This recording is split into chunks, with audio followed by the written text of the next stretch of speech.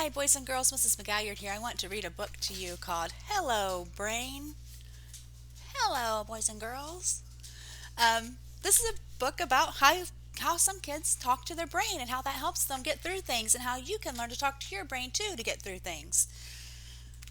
That's the subtitle. A book about talking to your brain by Clarissa Johnson. Okay. Sam was shy and new to school. Not one person did he know. He told himself he was terrified and refused to let Mom go. Sam wrapped his arms around her leg and looked nervously around, while others happily went inside. His feet stuck firmly to the ground. While Sam was gripping Mom's leg tightly, she remained calm and cool. A boy named Max approached them cheerfully, saying, "Welcome to our school." Sam whispered, "I'm terrified. I'm scared. My nerves I can't maintain." Max replied, "I felt that way on my first day, until I talked to my brain." Your brain is the coolest thing. It will listen when you speak. So tell it how you want to feel. Your day won't be so bleak. Sam thought about what Max had said about talking to his brain. He didn't want to stay feeling sad, so he started his day again. Did you know you could do that? You can start your day again. If you're going along your day and all of a sudden something happens, boom, a little, I don't know, you stub your toe. That does not have to ruin your whole day. That's just one little part of your day. You can start your day over.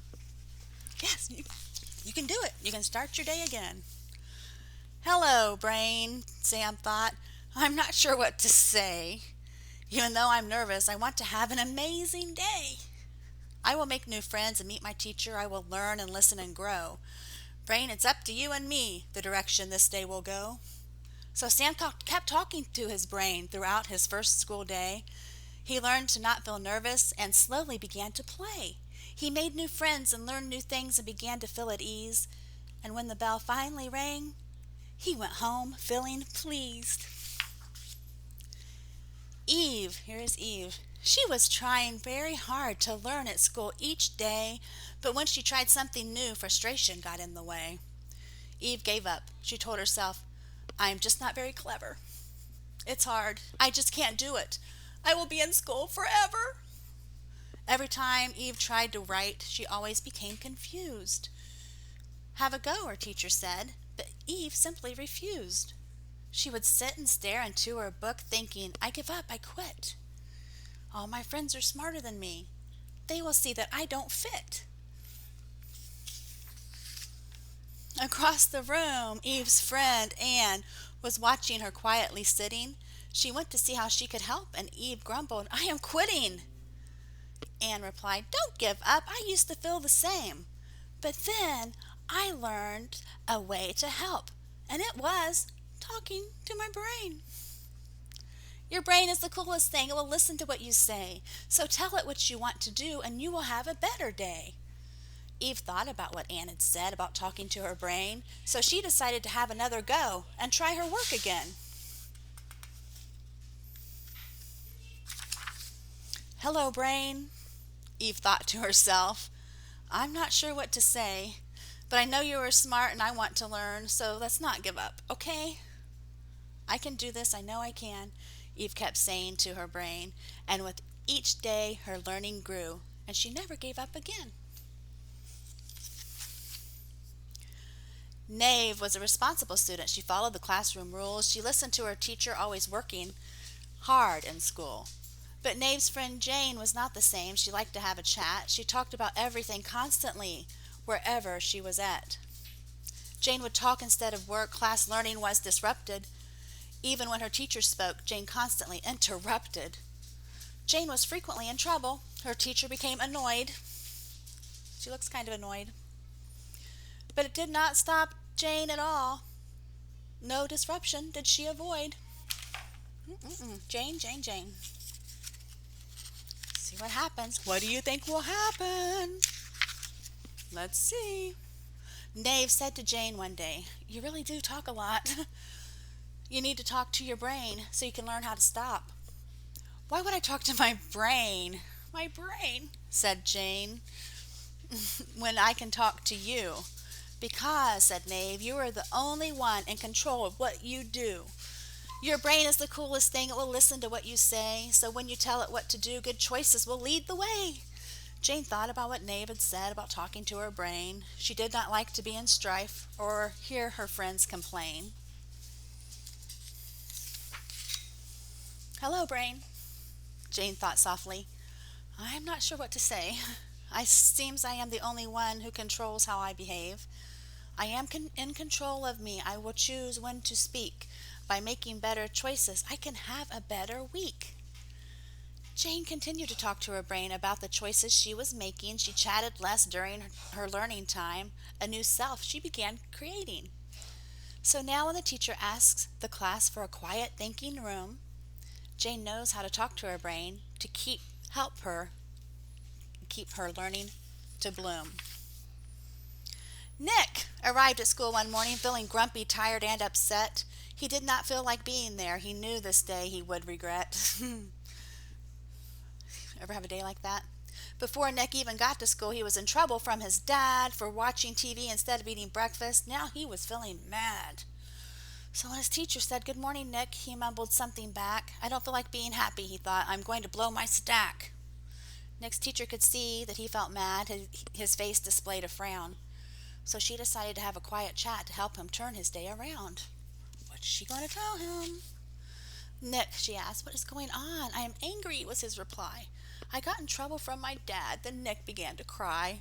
"I understand," his teacher said. "You are allowed to feel upset. But if you don't talk to your brain, your whole day you will regret. Your brain is the coolest thing. It will listen to what you say. So when you tell it how you want to feel, you can chase your blues away." Nick thought about what his teacher said about talking to his brain and understood how feeling mad filled his stomach and head with pain. "Hello, brain," Nick said to himself. "I'm not sure what to say.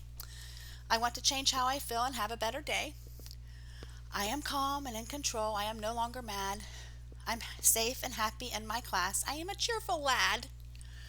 Nick decided it was time to be joyful, grateful, and chipper. He knew if he could do all this, his day would be a ripper. Nick continued to talk to his brain. He was no longer in despair. So when Dad finally picked him up, he had great things to share. The author of this book is from England, so some of the words like ripper are English words. Ripper means really good, a really good day in England. Kate was good at everything, at school and sport and home. She liked to say how great she was whenever she did roam. Kate was really selfish and would often sound unkind. She did not think about her words or the pain she left behind. One day at lunch, Beck overheard Kate being mean to Grace. She yelled at her and stepped in close into her personal space. Kate shouted at her, "Go away! You cannot sit with me. You're not my friend, and I don't care if you disagree." Grace even tried to join some games, but Kate was never fair. She would just ignore her and did not even care. Kate yelled, "You can't even kick the ball when it comes your way. I don't want you on my team. No, you cannot play." She's a mean girl.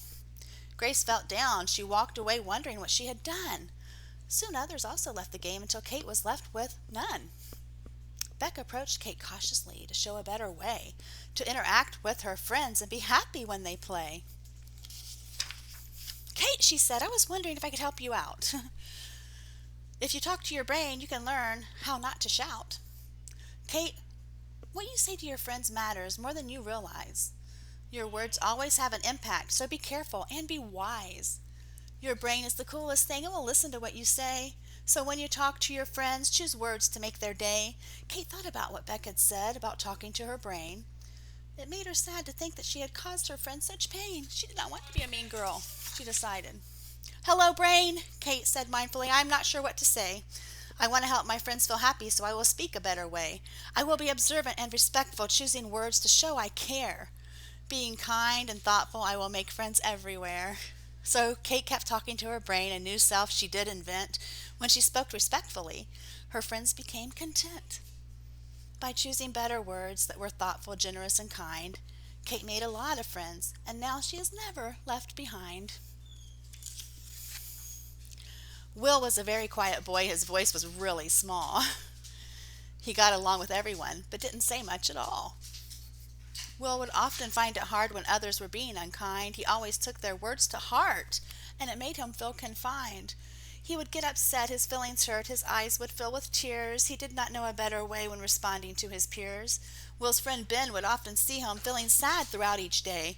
He knew he had to help his friend react a different way. Will was playing alone one morning in the classroom with a toy. Ben noticed he was feeling down. He seemed to have no joy. "Hey, Will," Ben spoke quietly. "I can see you look dismayed. I used to feel the same way once. It's no fun to be afraid. I would often feel upset when my friends chose not to play. When they spoke unkindly, I would cry and run away. But then I learned something cool. I figured out what to do. I learned to talk to my brain, and I can teach you too. Your brain is the coolest thing. It will listen to what you say. You can learn how to talk to it and feel better every day." Will thought about what Ben had said about talking to his brain. He wanted to feel more confident and be resilient once again. Resilient, not give up. Be brave and try things. Resilient, get back up.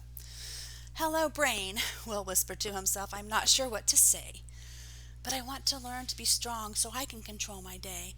I'm a resilient kid," Will thought, "and each and every hour, no matter what my friends say or do with my response, I have the power." It's right. You only have the power over you, and it's a big power, people. "I have the power to react in any way I choose. I'm in control of how I feel. I know I cannot lose." Will learned to talk to his brain when things weren't going great. He learned to be resilient. The choice was his and not his mate's. Your brain is an extraordinary thing. It will listen to you alone. When you want to change your thoughts, all you do is get in the zone. Close your eyes for a moment. Choose what you will do. Tell your brain what to say, how to think, and it will listen to you. Tell your brain good things. Tell your brain good things about you and about how much power and how much control and how kind you are. Remember, you alone have control of what you say, think, and do. You alone have control of what you say, think, and do. No matter your situation, you can always change and start anew. Each day you should talk to your brain. It's an important skill to know. When you practice and you learn, better thoughts will help you grow. The end. Love this message of this book. You can start each day over. You can talk to your brain. Fill your brain with good things. Okay? It might take a lot of practice. Might not happen overnight. But keep talking to your brain. Because you are all awesome. Bye.